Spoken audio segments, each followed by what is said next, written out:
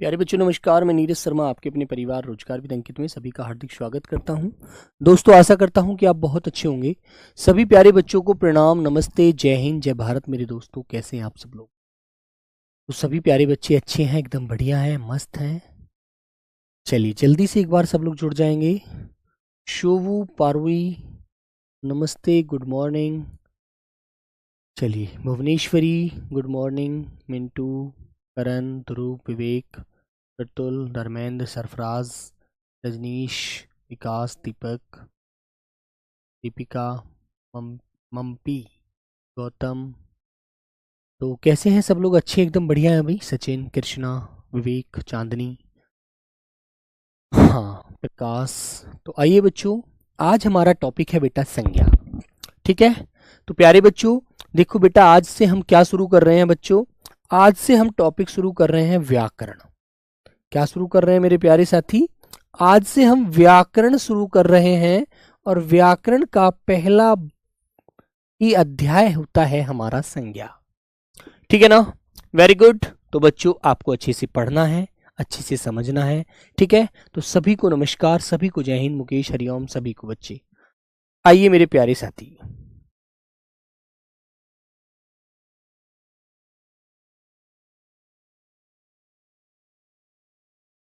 चलो मेरे बच्चों हेडिंग डालेंगे सब लोग, व्याकरण, संज्ञा। और संज्ञा हम किसके अंदर पढ़ते हैं बेटा? वो हम पढ़ते हैं मेरे प्यारे बच्चों व्याकरण के अंदर।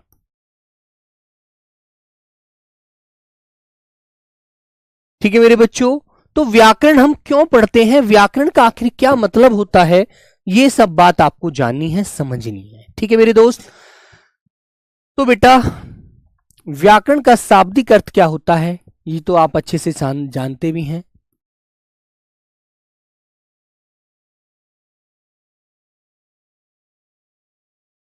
व्याकरण का शाब्दिक अर्थ क्या होता है जानते हैं आप लोग?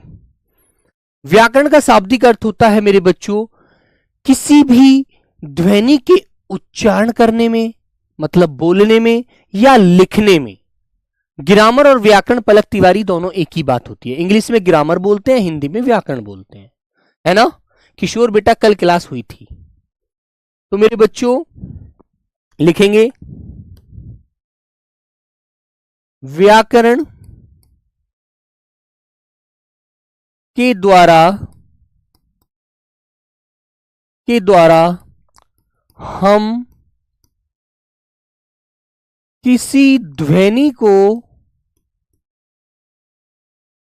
किसी ध्वनि को बोलने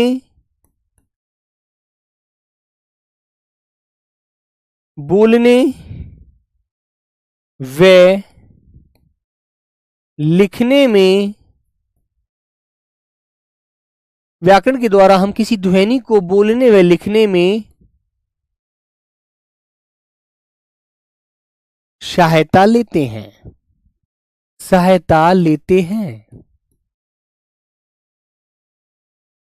ठीक है बेटा, यदि आप व्याकरण का ज्ञान नहीं रखोगे तो आप ना तो किसी बात को अच्छे से बोल पाओगे, ना आप किसी बात को अच्छे से समझ पाओगे, ना उसको आप अच्छे से लिख पाओगे। तो व्याकरण आपके जीवन में सबसे इंपॉर्टेंट टॉपिक होता है। किसी भी बात को आप बोलें, किसी भी बात को आप सुने, किसी भी बात को आप लिखें, किसी से अपनी बात कहें, किसी से दूसरे की बात को आप सुने। ठीक है ना? ओके, यदि आप व्याकरण का ज्ञान नहीं रखते हैं तो बेटा फिर आपको कभी भी ये बात ध्यान नहीं रहेगी कि हम क्या बोल रहे हैं और क्या लिख रहे हैं। ना तो आप उसके अंदर मेरे बच्चों लिंग का ही डिफाइन कर पाएंगे, जेंडर बोलते हैं इसे इंग्लिश में, है ना? ना बेटा आप उसमें प्रोनाउन का ज्ञान कर पाएंगे, ना उसमें कारक का आपको ज्ञान होगा, ना बेटा एक या एक से ज्यादा का ज्ञान आपको होगा। तो मेरे बच्चों ये आप ध्यान रखेंगे, ठीक है ना? तो मेरे प्यारे साथी व्याकरण के अंदर लिखेंगे, व्याकरण के अंदर मुख्यतः व्याकरण के अंदर हम मुख्य रूप से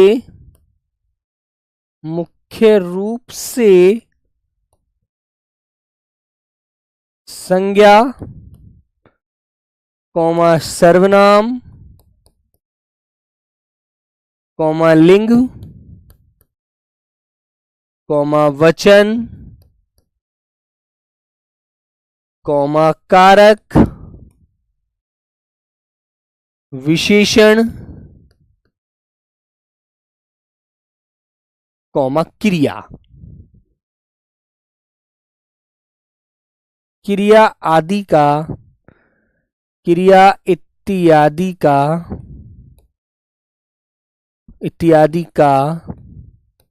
बोध करते हैं। बोध बोले तो ज्ञान करते हैं। ठीक है मेरे बच्चों, यदि आपसे कभी पूछा जाए कि आप ये बताइएगा, है ना, आप ये बताइएगा कि व्याकरण के अंदर तुम मुख्यतः किस किस का ज्ञान करते हो, किस किस का बोध करते हो, किस किस के बारे में जानते हो, है ना, तो आपको बताना होगा कि उसके अंदर हम संज्ञा का ज्ञान करते हैं, क्योंकि संज्ञा से हमें किसी व्यक्ति के बारे में पता चलता है कि सामने वाली संज्ञा क्या है ना, लड़का है, लड़की है ना, कोई कुर्सी है, कोई फोन है, कोई घड़ी है, कोई बेटा लैपटॉप है, तो उसके बारे में जिसके नाम से हम जान लेते हैं वो संज्ञा होती है। तो व्याकरण से हमें यह पता चलता है कि ये संज्ञा क्या है ना। और जब बेटा संज्ञा के स्थान पर जिन शब्दों का हम बोध करते हैं, संज्ञा के स्थान पर, उनको हम क्या कहते हैं मेरे बच्चों, सर्वनाम कहते हैं, है ना। और मेरे दोस्त, व्याकरण से ही हम संज्ञा के लिंग का पता लगाते हैं कि सामने लड़का लड़की के लिंग का, जेंडर का हमें पता लगता है कि जो सामने व्यक्ति खड़ा है ना, जो मानव खड़ा है वो स्त्री है या पुरुष है ना। तो इसके बारे में हमें क्या किस चीज से पता लगता है बेटा, व्याकरण के द्वारा, है ना। व्याकरण से ही हम इन चीजों को स्पष्ट करते हैं मेरे बच्चों। वचन से, है ना, वचन से क्या पता लगता है, आप एक हो या एक से ज्यादा हो, है ना। ठीक है मेरे बच्चों। बेटा कारक, कारक जो होते हैं संज्ञा सर्वनाम को क्रिया से जोड़ते हैं, है ना, समझे। जैसे राम फल खाता है, तो खाना क्या है मेरे बच्चों, क्रिया, राम क्या है, संज्ञा, फल क्या है, कर्म, है ना। तो मेरे बच्चों कारकों का काम होता है संज्ञा सर्वनाम को क्रिया से जोड़ना, है ना बच्चा। और बेटा विशेषण किसे बोलते हैं, जो संज्ञा सर्वनाम की विशेषता बताते हैं। जैसे मैंने कहा राम अच्छा विद्यार्थी है, तो अच्छा क्या है, विशेषण, है ना। यदि मैं कहता कि बेईमान दुकानदार, तो दुकानदार को हमने क्या कहा, बेईमान, क्योंकि वो चोरी करता है, पूरी वस्तु नहीं देता है तोल के, है ना। ठीक है मेरे बच्चों। और क्रिया, क्रिया क्या है बेटा, जिससे हमें किसी कार्य का होना या करना पाया जाता है, उसे कहते हैं मेरे भाई क्रिया। ठीक है। तो व्याकरण में मैंने ये बात ही आपको बतानी है कि व्याकरण का शाब्दिक अर्थ होता है बेटा, व्याकरण के द्वारा हम किसी ध्वनि को बोलने व लिखने में सहायता लेते हैं, है ना। यदि हम व्याकरण नहीं जानते तो हम ना तो किसी ध्वनि को बोल सकते हैं, ना किसी की बात को सुन सकते हैं, ना अपने उसे बता सकते हैं। ठीक है। तो मेरे प्यारे साथी, इनसे हमें इत्यादि का ज्ञान होता है, इनसे हम ज्ञान करते हैं, बोध करते हैं, जिससे हमें पता चलता है। ठीक है ना। ओके बच्चों। हाँ ठीक है भाई। तो व्याकरण क्या है बेटा, व्याकरण वो है जिसके द्वारा हम किसी से अपनी बात बोल सकें, किसी की बात को सुन सकें, किसी की ध्वनि को समझ सकें, किसी की ध्वनि को लिख सके, या अपनी ध्वनि को बोल सके, अपनी ध्वनि को लिख सके। और उसमें लिखते समय जैसे मान लीजिए आप हैं तो एक लड़के और आप बोल रहे हैं लड़की की आवाज में, तो आप गलत संज्ञा का प्रयोग कर रहे हैं ना, आप गलत बोल रहे हैं ना, है ना। आपको लड़की की आवाज में ही बोलना चाहिए, है ना। लड़के हैं तो लड़के की आवाज में बोलो, लड़की हो तो लड़की की आवाज में बात करो, है ना बच्चों। तो आपको व्याकरण का यदि ज्ञान नहीं होगा तो आप नहीं बोल सकते, यदि आपको ज्ञान है तो आप बोल सकते हैं, है ना। तो व्याकरण हमारे बोलचाल में, लिखने में बहुत सहायता करती है हमारी, है ना, हमारे जीवन में बहुत सहायक है ना। ठीक है मेरे बच्चे। तो याद रखेंगे, इस बात को आप अच्छे से ध्यान रखें कि व्याकरण हमें किसी ध्वनि को बोलने व लिखने में सहायता करती है ना। हम व्याकरण के द्वारा किसी ध्वनि को बोलने या लिखने में सहायता लेते हैं, वो व्याकरण होती है। यदि व्याकरण का हमें ज्ञान नहीं है तो फिर हम किसी भी बात को अच्छे से ना बोल पाएंगे, ना अच्छे से समझ पाएंगे। ठीक है, समझ गए ना मेरे बच्चों। हाँ, तो आगे आते हैं। अब मेरे प्यारे साथी, पहला जो व्याकरण में एक टॉपिक है बेटा, वो है हमारा संज्ञा। संज्ञा। अब तुमसे एक बात पूछी जाए कि संज्ञा क्या होती है? संज्ञा क्या होती है? तो संज्ञा बेटा किसी की पहचान होती है। और मेरे प्यारे बच्चों, ये एक विकारी शब्द है। क्या है बेटा? ये एक विकारी शब्द है। विकारी शब्द, विकारी शब्द। अब विकारी की बात क्या होती है? विकारी किसे कहते हैं? विकारी का मतलब होता है जिसमें लिंग, वचन, काल, कारक के आधार पर बदलाव हो जाता है, वो विकारी शब्द होते हैं। और जिनमें बदलाव नहीं होता वो अविकारी होते हैं। तो ये बच्चों हमारा विकारी शब्द होता है, ये भी आपको ध्यान रखना है। ठीक है मेरे भाई, ध्यान रखोगे ना? चलिएगा, तो अब तुमसे एक बात मैं पूछता हूं कि संज्ञा का अर्थ क्या होता है? संज्ञा का शाब्दिक अर्थ क्या है, बताइए। संज्ञा का शाब्दिक अर्थ,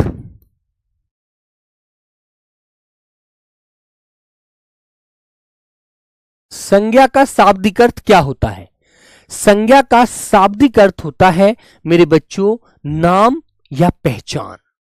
जैसे मैंने तुम्हारा नाम लिया, मैंने तुम्हारा नाम लिया डब्लू कुमार यादव, है ना?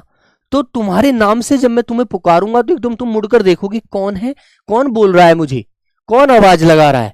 तो एकदम आप पीछे मुड़ेंगे क्योंकि आपका नाम लेकर आवाज लगाई है। मैंने कहा कि भाई धनंजय कुमार कहां जा रहे हैं आप, तो आपने कहा मेरे को कोई आवाज लगा रहा था यार, धनंजय किसी ने नाम लिया है मेरा। तो इसका मतलब है कि धनंजय मेरी क्या है? मेरी संज्ञा है, मेरी पहचान है। मेरा नाम जो है ना वो मेरी पहचान है ना? और मैं ये बोलूं अरे लड़के इधर आ, है ना, अरे लड़के इधर आ, तो तुम कहोगे लड़के कोई तो पुकार रहा है, मुझे थोड़ी पुकार रहा है, लड़के तो बहुत सारे खड़े हैं यहां पर, है ना? तो लड़के तो एक पहचान तो है, लेकिन लड़का एक विशेष नाम नहीं है, लड़का एक जाति है। ठीक है मेरे बच्चों, जिसका हम नाम लेकर किसी को पुकारते हैं वो संज्ञा होती है। समझ गए? ओके बच्चों, तो बेटा संज्ञा का शाब्दिक अर्थ होता है पहचान, कॉमा नाम। पहचान कॉमा नाम, ठीक है? याद रखना, जिसकी आप नाम लेकर पहचान कर लो कि ये व्यक्ति तो विवेक है ना? अरे यार ये तो मेरे साथ पढ़ा था, है ना? तो आप उसे एकदम तुरंत पहचान लिया आपने, तो आपने उसकी संज्ञा आपको याद है, ये तो विवेक लड़का है, सोनू है जो मेरे साथ पढ़ता था, है ना? तो बेटा जब हम किसी के नाम से उसे जानते हैं तो मेरे बच्चों वो दुनिया में एक होता है ना? अब ऐसा नहीं है जैसे तुम्हारा नाम पल्लवी है, किसी तुम्हारे पड़ोस वाली आंटी ने भी अपनी बेटी का नाम पल्लवी रख लिया और फिर आपके 4 घर छोड़ करके उन्होंने भी अपनी बेटी का नाम पल्लवी रख लिया, तो ऐसा थोड़ी है पल्लवी एक ही है? फिर नहीं, फिर तो पल्लवी बहुत सारी होगी ना। तो बेटा वो लड़की हैं, नाम भले ही वो 10 रख लें, वो अपनी बेटी अपनी मम्मी के लिए एक ही है। ऐसा थोड़ी हमारे पड़ोस में 4 लड़कियों के नाम पल्लवी हैं तो क्या पल्लवी एक ही है? नहीं, वो 4 घरों में यदि 4 लड़कियां हैं तो वो अलग अलग हैं, लेकिन वो अपनी मम्मी पापा की तो एक ही है ना। वो चारों एक तो नहीं हो गई, वो है तो अपने अपने घर की बेटी ना, लेकिन वो अपने मम्मी पापा के लिए एक है। तो आप जिसके नाम से किसी को पुकार लें एक नाम लेकर, तो वो व्यक्ति होता है। और आप केवल ये कहकर पुकारें कि लड़की, तो लड़की तो भाई जाति है। और तुमने कहा अंजलि, अंजलि तो एक विशेष है। जैसे मैंने कहा अंजलि इधर आओ, तो 10 लड़कियों में जिसका नाम अंजलि होगा वही आएगी, सारी लड़की नहीं आने की, है ना? समझ गए ना? तो ये बात ध्यान रखना, जिसका हम नाम लेकर पुकार लेते हैं वो दुनिया में एक होता है ना? समझ गए ना? याद रखना, जैसे मैंने कहा कि सत्यम कुमार इंटर क्लास में पढ़ता है, तो बताइए सत्यम में कौन सी संज्ञा है, कौन सी नाउन है? तो वो बेटा व्यक्तिवाचक है, एक है ना? जिसका भी नाम लेकर पुकार लिया ना आपने वो एक है मेरे दोस्त। और जिसका आप नाम नहीं ले पा रहे हैं, केवल उसे आप लड़का या लड़की, या मेरे बच्चों आप उसे कुर्सी, आप उसे कलम, आप उसे फोन के नाम से पुकार रहे हैं, उसको सिंपल सा कुछ भी एक कॉमन नाम ले रहे हैं, तो वो बेटा एक जाति होती है। समझ गए? याद रखना। तो मेरे प्यारे बच्चों आपसे क्वेश्चन पूछा जाता है कि ये बताओ मूल रूप से संज्ञा कितने प्रकार की होती है? मूल रूप से संज्ञा के प्रकार। मूल रूप से संज्ञा कितने प्रकार की होती हैं? और बेटा इसी से इसकी परिभाषा बन जाएगी, है ना, होती हैं। बताइए, यदि आपने ये बात बता दी ना कि मूल रूप से संज्ञा कितने प्रकार की होती है, तो इसी प्रकार से उसका आप उसकी परिभाषा, उसकी डेफिनेशन बना सकते हैं। मूल रूप से, मूल का मतलब जानते क्या होता है? मूल रूप का मतलब जानते बेटा क्या होता है? मूल रूप, मूल का मतलब होता है मेरे बच्चों जड़। जब इनका जन्म हुआ जड़ से, तो संज्ञा कितने प्रकार की थी, कितने प्रकार की होती है?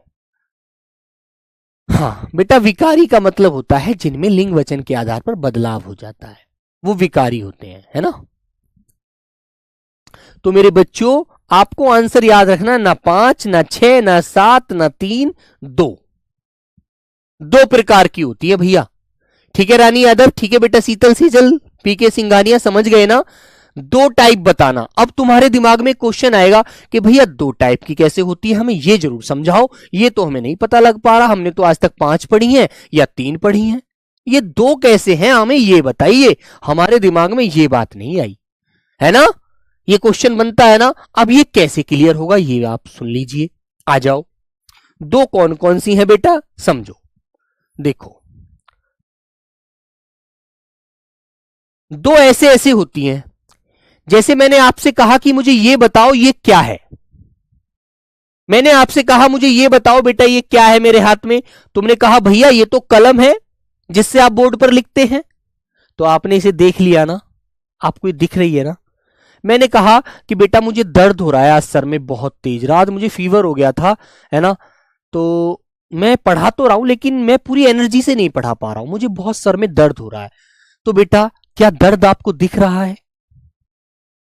बताइए, क्या दर्द आपको दिख रहा है? बोलो, नहीं दिख रहा ना। केवल आप दर्द को कैसे करेंगे, महसूस कर सकते हैं, है ना, उसे देख नहीं सकते। उसे क्या कर सकते हैं, सिर्फ आप महसूस कर सकते हैं कि हां भैया मेरे को भी परसों फीवर हो गया था तो सर में मुझे भी बहुत तेज दर्द हुआ था। दर्द को बेटा केवल महसूस किया जाता है, वो किसी को दिखता नहीं है और ना आप उसे किसी को दे सकते हैं, है ना। मैंने आपसे कहा कि बेटा आप क्या खा रहे हो, आपने कहा कि भैया मैं तो आम खा रहा हूं। तो मैंने कहा कि एक आम मुझे भी दे दो, मेरा भी मन कर रहा है खाने का। तो आपने कहा लीजिए भैया। तो जिस चीज को हम दे सकते हैं किसी को, है ना, वो चीज हमें दिखती है मेरे बच्चे। आम आपने उठाया अपनी प्लेट से, लो भैया एक आप खा लो एक हम खा लेंगे, है ना। तो आपने आम मुझे दिया तो मुझे दिख रहा है ना, तो वो बेटा दिख रहा है, तो दृश्य है जो सामने है, ये कलम है दिख रही है, दृश्य है। और जो चीज दिखती नहीं है वो अदृश्य होती है, वो केवल फील होती है, महसूस होती है। समझ गए शिवानी यादव बेटा, बात समझ में आई ना। तो जो चीज हमें दिख जाती है वो चीज दृश्य होती है, और जो चीज हमें नहीं दिखती वो मेरे प्यारे बच्चों अदृश्य होती है। इसलिए इस प्रकार हम संज्ञा को 2 भागों में बांटते हैं। जड़ के या मूल रूप से संज्ञा के प्रकार कितने हैं, 2। वो कैसे कैसे मेरे बच्चों, एक तो हो गया आपका दृश्य, दृश्य जो दिख रही है, और दूसरी हो गई मेरे बच्चों अदृश्य जो हमको नहीं दिख रही है, अदृश्य। ठीक है, परिभाषा तो बेटा इन्हीं से क्लियर होती है, हम पहले लिख देते हैं, उनसे क्लियर थोड़ी होती है भाई। जब तक हमें इनके बारे में पता नहीं लगेगा तब तक मेरे बच्चों हमें कैसे क्लियर हो जाएगी, परिभाषा कैसे बन जाएगी। परिभाषा तो हम अपने आप बना सकते हैं, है ना। तो मेरे बच्चों दृश्य को हम मूर्त कहते हैं, मूर्त। मूर्त मतलब उसका रूप हमें दिख रहा है।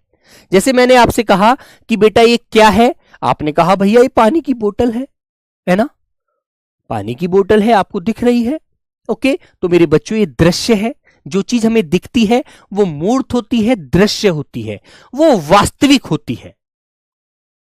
ठीक है, और जो दिखती नहीं है उसे केवल हम महसूस करते हैं, है ना। जैसे मैंने आपसे कहा कि अंकित कुमार कि हाँ भैया बताइए कि मुझे प्यास बहुत लग रही है यार, पता नहीं 2 दिन से मैंने दवाई खाई है शायद इसलिए लग रही है। तो प्यास क्या हो गई, प्यास दिखती है क्या, नहीं। प्यास केवल महसूस की जाती है कि मुझे प्यास लग रही है यार, पानी दे दो।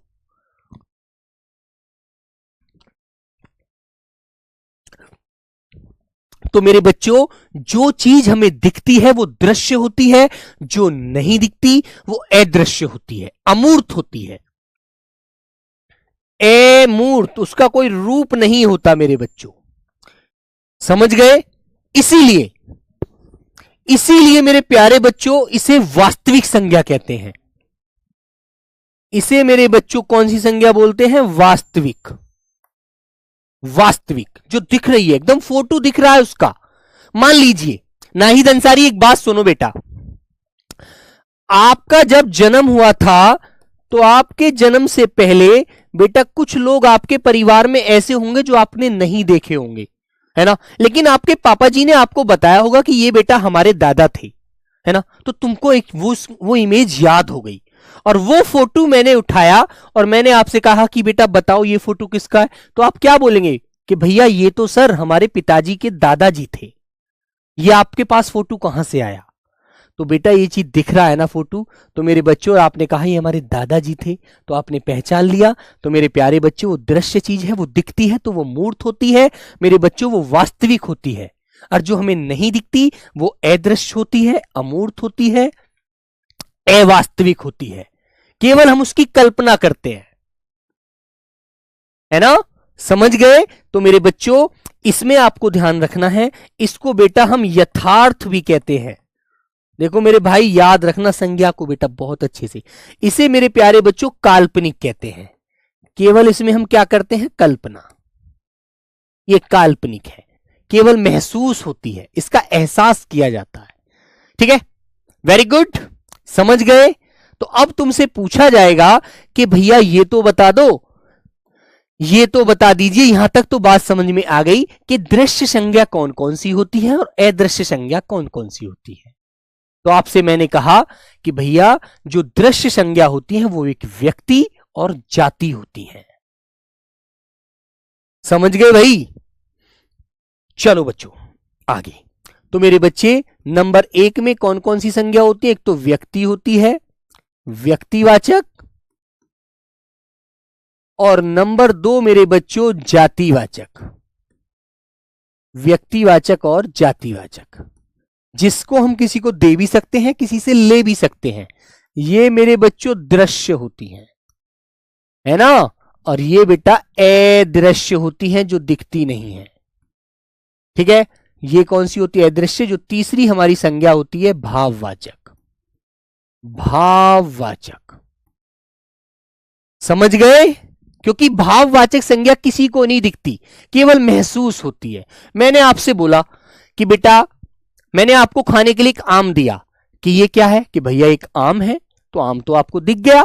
कि फल क्या है? फलों में एक आम है, फलों का राजा है, आपने उठाया और खाना शुरू कर दिया। तो बेटा फल आपको दिख रहा है, दृश्य है, उसे आप किसी को दे सकते हैं, किसी से ले सकते हैं। लेकिन मैंने कहा कि भाई उसके जाने से मैं बड़ा उदास हूं, तो उदास क्या है मेरे बच्चों? एक फीलिंग है, एक भाव है ना, समझ गए? तो ये बात मेरे भैया आपको याद रखनी है। ओके, ठीक है, चलिएगा। अब बच्चों बात आती है एक और। यहां तो आपने जान लिया कि जी संज्ञा को हमने 3 रूप यहां तो पता लग गए, दृश्य में 2 आ गई और अदृश्य में 1 आ गई। अब तुम्हारे मन में क्वेश्चन आया कि भैया हिंदी में कुल संज्ञा कितनी होती है ना, ये भी तो क्वेश्चन आता है, बिल्कुल आना चाहिए।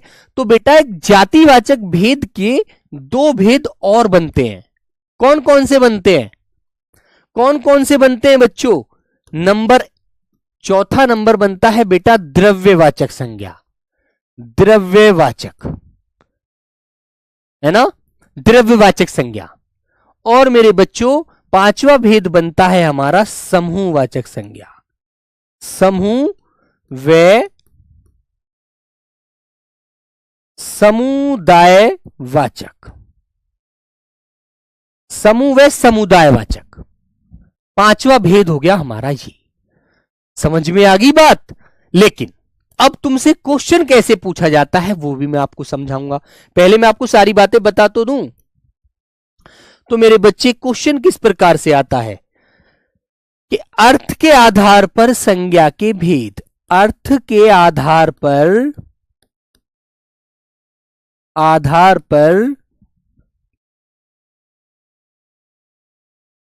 संज्ञा के भेद।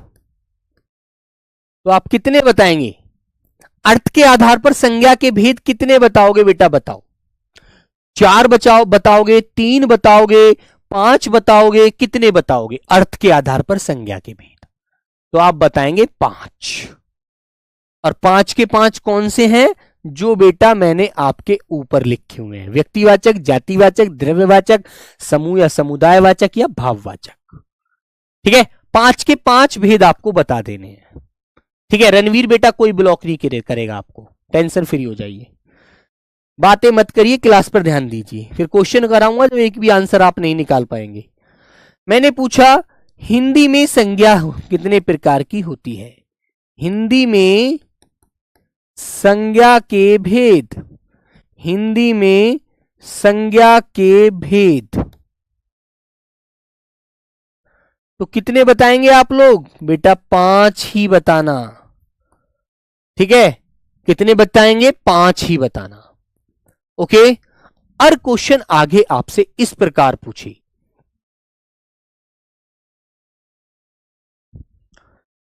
प्राचीन हिंदी में संज्ञा के भेद, प्राचीन हिंदी में संज्ञा के भेद तो कितने बताओगे बच्चों? प्राचीन हिंदी में संज्ञा के भेद कितने बताओगे? ठीक है बेटा बलराम, ये ऐसे बातें मत किया करो क्लास के बीच में, पढ़ने पर ध्यान दिया करो। ठीक है, बताओ बच्चों, प्राचीन हिंदी में संज्ञा के भेद बताओ। तो कितने बताओगे आप लोग? 5।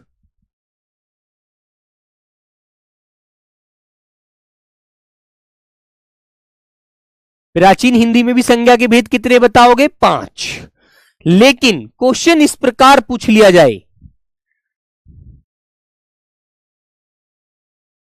आधुनिक हिंदी में संज्ञा के भेद, आधुनिक हिंदी में, आधुनिक हिंदी में संज्ञा के भेद,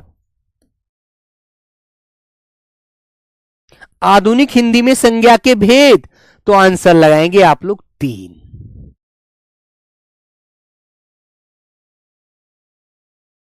और 3 कौन कौन से होंगे ये भी याद रखना। आधुनिक हिंदी में व्यक्ति, कौमा जाति, कौमा भाव, ये वाले होंगे। आधुनिक हिंदी में 3 बताना, प्राचीन हिंदी में 5 बताना, अर्थ के आधार पर 5 बताना, हिंदी में संज्ञा के भेद पूछा जाए 5 बताना, कुल भेद पूछा जाए 5 बताना, लेकिन आधुनिक हिंदी में पूछा जाए तो 3 बताना, और मूल रूप से पूछा जाए तो 2 बताना। ओके, याद रखोगे? बोलो बेटा, है ना? ध्यान रखना भैया, आधुनिक हिंदी में, आधुनिक हिंदी में केवल व्यक्तिवाचक, जातिवाचक और भाववाचक को माना जाता है। लेकिन मेरे बच्चों वो क्यों मानते हैं? क्योंकि बेटा ये दोनों जो भेद है ना, ये जाति से ही जन्मे हैं, इसलिए वो कहते हैं जी मूल रूप से तो जो हमारे आधुनिक हिंदी में तो 3 ही भेद हैं। वो कौन कौन से हैं? व्यक्ति, जाति और भाव। लेकिन वो तो जातिवाचक के ही भेद निकलते हैं, जातिवाचक में से आंसर आता है। ठीक है, इसलिए, है ना? रुपेश 2 थे बेटा मूल रूप से, मुख्य रूप से 2 भेद मूल रूप से, है ना? समझ गए? तो मेरे बच्चों इस प्रकार आपको ये बातें ध्यान रखनी है। ठीक है बच्चा, चलें आगे, यहां तक की बात पूरी हो जाती है। अब बढ़ते हैं आगे। चलिए,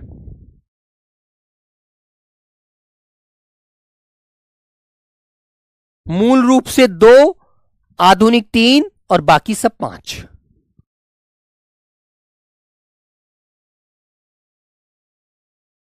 क्वेश्चन किस प्रकार बनेगा बेटा दीपांशु? अब भी इसमें कोई टेंशन है पूछने में? अब तो क्वेश्चन मैंने सब प्रकार से बता दिए कि पूछा जाए अर्थ के आधार पर संज्ञा के कितने भेद होते हैं, 3 4 2 5, तो 5 होते हैं।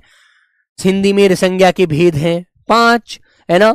प्राचीन हिंदी में संज्ञा के भेद कितने होते हैं? 5। इस प्रकार क्वेश्चन बनेगा यार। अब भी नहीं समझ पा रहे हो? इतना छोटा दिमाग कैसे हो सकता है यार, है ना। आधुनिक हिंदी में संज्ञा के भेद हैं 3, आधुनिक की बात की जाए ऐसे क्वेश्चन पूछा जाएगा, इतनी सी बात है। ठीक है, बोलो भाई, किसी के मन में कोई प्रकार कोई दिक्कत? मूल बेटा जब ये जन्मे थे, जब 2 ही रूप में जन्मी संज्ञा, फिर ये बढ़ती चली गई, ठीक है ना। तो ये बात आपको ध्यान रखनी है ना मेरे प्यारे बच्चों। और क्वेश्चन बन जाए सिंपल सा कि मुख्य रूप से कितने हैं? मुख्य रूप से 5, है ना। मुख्य रूप से 5 बताना है। लेकिन आधुनिक पूछा जाए तो 3 बताना, बस आधुनिक में 3 बताना बेटा, इस बात को याद रखना। आधुनिक में 5 मत बता देना वरना गलत कर देगा आंसर, है ना। चलो क्लियर। अब बढ़ते हैं बच्चों इसकी, अब आप लिख सकते हैं परिभाषा। अब बेटा परिभाषा लिखकर दिखाइए मुझे, क्योंकि यहां तक बात मैंने आपको समझा दी। संज्ञा किसे कहते हैं बताइए? किसी व्यक्ति, वस्तु, स्थान कौमा भाव के नाम को संज्ञा कहते हैं, है ना। किसी व्यक्ति, वस्तु, स्थान कौमा भाव के नाम को संज्ञा कहते हैं, ठीक है ना। वेरी गुड, लिखिए बच्चों। हाँ तो लिखेंगे भाई संज्ञा का मतलब, संज्ञा का जो शाब्दिक अर्थ है वो नाम होता है, पहचान होता है। तो बिल्कुल सिंपल सी बात है बेटा। भेद का मतलब होता है किशोर प्रकार, कितने भेद हैं, कितने प्रकार हैं, बात एक होती है ना। 4 कहां लिख दिया बच्चा? बेटा 4 कहां लिख दिया ये बताइए? 4 कहां है? यहां पर 5 है, यहां पर 5 है, यहां पर 5 है, यहां पर 3 है। 4 कहां लिख गया बोलो? 4 कहां लिख गया?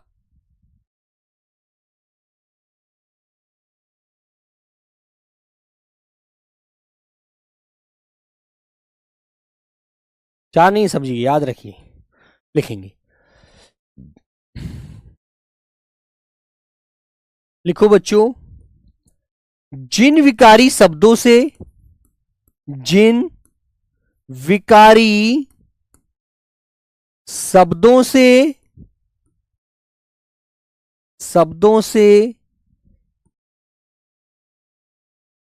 किसी व्यक्ति कौमा वस्तु कौमा स्थान और प्रेम और भाव आदि का बोध होता है, आदि का बोध होता है। बोध का मतलब होता है बेटा पता चलता है, ज्ञान होता है ना। बोध होता है उसे संज्ञा कहते हैं,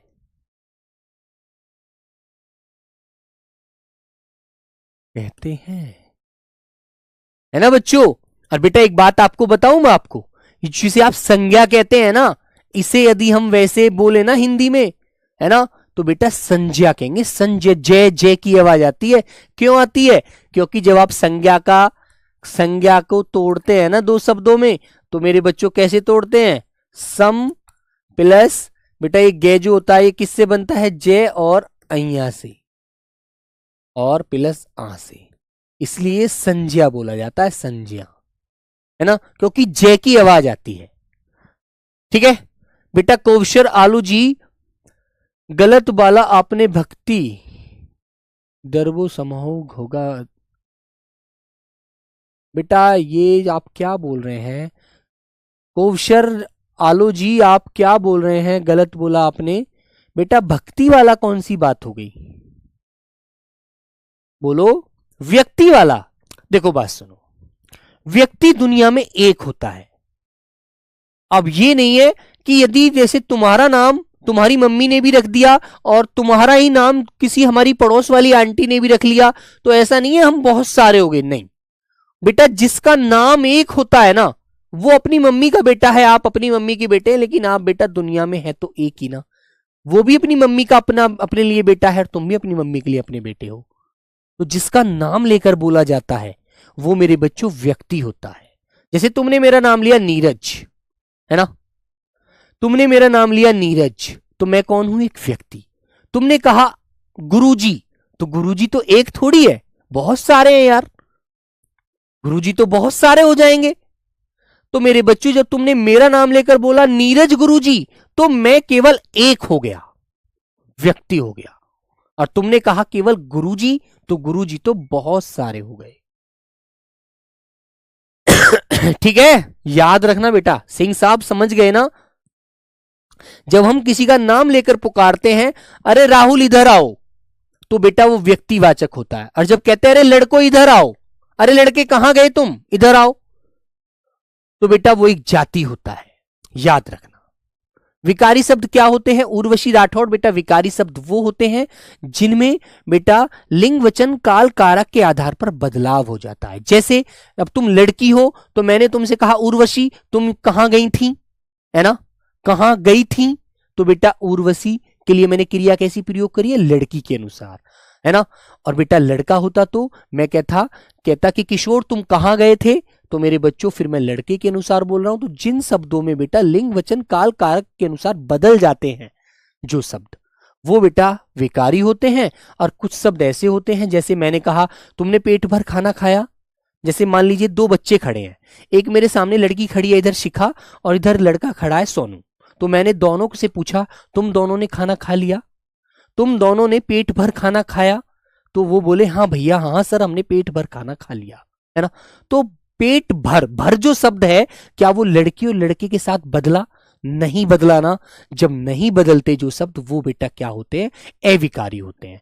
ये बहुत थोड़ी जब विशेषण जब वहां पढ़ते हैं ना, क्रिया विशेषण अव्यय वाला टॉपिक, वहां पर ये फॉलो करते हैं, इसलिए आप इन चीजों को ध्यान रखिएगा।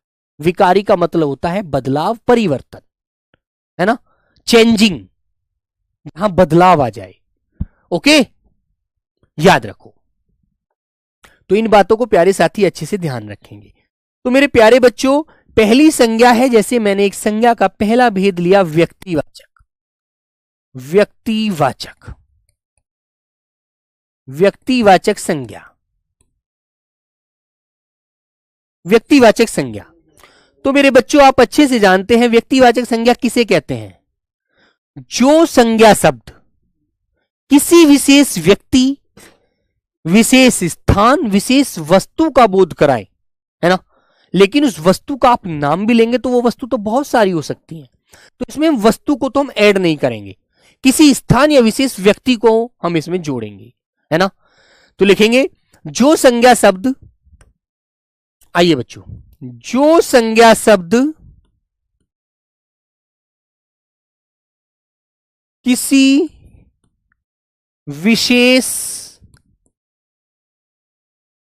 विशेष व्यक्ति, कौमा स्थान आदि का बोध कराते हैं, आदि का बोध कराते हैं, कराते हैं, कराते हैं, है ना। जो किसी विशेष व्यक्ति, स्थान आदि का बोध कराते हैं, क्या कहलाते हैं मेरे प्यारे बच्चों, वो व्यक्तिवाचक संज्ञा शब्द कहलाते हैं। बोध का मतलब होता है ज्ञान कराते हैं, उसके बारे में बताते हैं। तो जैसे मेरे प्यारे बच्चों मैंने कहा राम, राम, तो राम एक विशेष व्यक्ति है ना। मैंने कहा बेटा एक गीता, एक ग्रंथ है हमारा गीता, है ना। मैंने लिखा हिंद महासागर, हिंद महासागर, हिंद महासागर। मैंने लिखा मेरे बच्चों, जैसे हमारे भारत की राजधानी मैंने लिखा दिल्ली, दिल्ली। ठीक है, बताओ बच्चों, तो ये बेटा विशेष है ना, राम भगवान का नाम है ना, राम, रामलला का जन्म हो गया अयोध्या में, आप जानते हैं। जैसे अब मैं किसी नदी का नाम लिखूं, गंगा, गंगा है ना, तो ये विशेष नदी हो गई ना। और मैं बोलता केवल नदी, तो नदी तो एक थोड़ी है, बहुत सारी है। सागर एक थोड़ी है, महासागर, प्रशांत महासागर, हिंद महासागर, बहुत सारे सागर हैं। लेकिन उसका यदि नाम लेकर पुकारोगे तो वो बेटा व्यक्ति होगा। और जब आप एक कॉमन शब्द लेंगे ना, जैसे आपने कहा सागर, तो बच्चों वो क्या हो जाएगा आपका, मेरे प्यारे साथी, क्या हो जाएगा आपका, एक विशेष हो गया, है ना।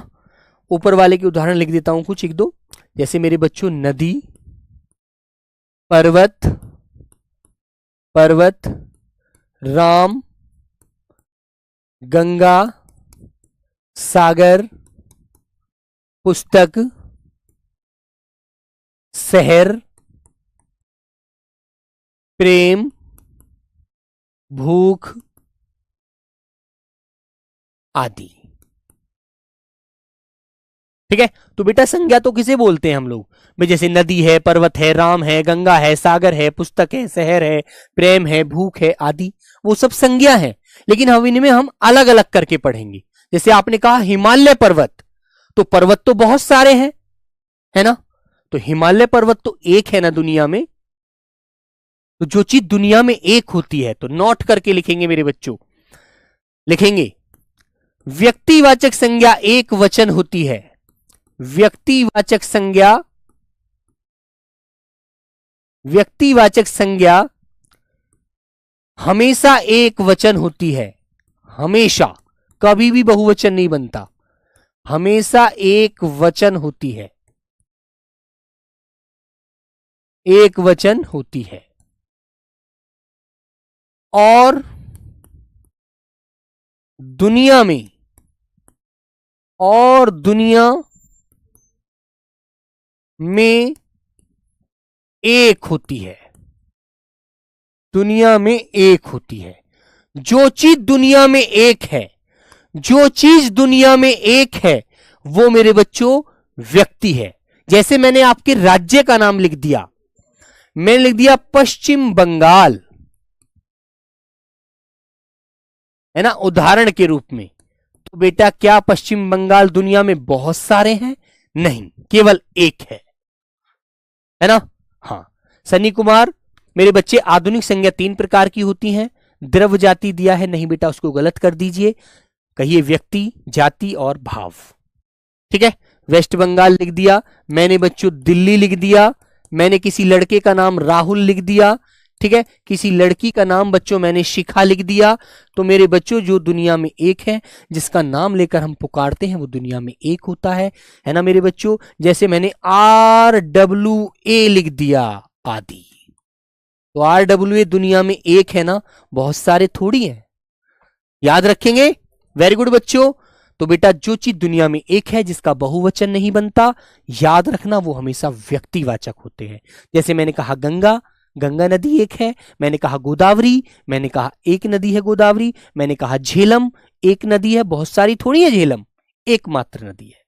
तो ये चीज आप ध्यान रखेंगे, जो दुनिया में एक है वो व्यक्ति है। ओके, अब जाति पर कल हम डिस्कस करेंगे सब लोग मिलकर के। तो ओके मेरे प्यारे बच्चों, सभी को मेरा प्रणाम, नमस्ते, जय हिंद।